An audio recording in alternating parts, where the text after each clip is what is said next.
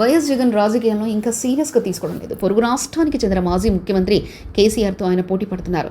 కేసీఆర్కు కుమారుడు కేటీఆర్, కుమార్తె కవిత, అల్లుడు హరీష్ రావులు ఉన్నారు. కానీ జగన్కు దగ్గర వాళ్ళు ఎవరు లేరు. ఎవరు అధికార పార్టీపై విరుచుకుపడే అవకాశం కనిపించలేదు.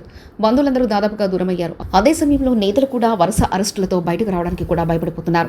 ఈ సమయంలో జగన్ తప్ప మరొకరు ఎవరు ప్రభుత్వానికి వ్యతిరేకంగా మాట్లాడేందుకు అవకాశం లేదు. కానీ జగన్ నెలలో 2 రోజులు ఏపీలో ఉంటే మిగిలిన రోజులు కర్ణాటకలో కాలం వెల్లదిస్తున్నారు. కేసీఆర్ అంటే బలమైన నేతల మద్దతు ఉంది. ఆయన బయటకు వచ్చిన ఫామ్ హౌస్కు పరిమితమైన పెద్దగా నష్టం వాటిలేదు. ఎందుకంటే ప్రతిరోజు కేటీఆర్, హరీష్ రావు, కవితలతో పాటు నేతలు కూడా బయటకు వచ్చి తెలంగాణలోని అధికార కాంగ్రెస్ పార్టీకై విరుచుకుపడుతున్నారు. అందువల్ల కేసీఆర్ ఫామ్ హౌస్లో ఉన్నా లేక బయటకు రాకపోయినా పెద్దగా రాజకీయంగా నష్టమే ఉండదు.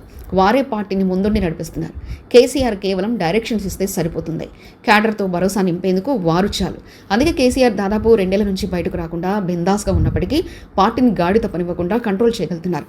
కానీ జగన్ విషయంలో అది పూర్తిగా రివర్స్. తల్లి చెల్లి దూరమయ్యారు. సతీమణి భారతీ రాజకీయాలకు దూరంగా ఉంటారు. ఇక సన్నిహితులైన విజయసాయిరెడ్డి, బాలినేని శ్రీనివాసరెడ్డి లాంటి వాళ్ళు పార్టీని వీడి వెళ్ళిపోతున్నారు.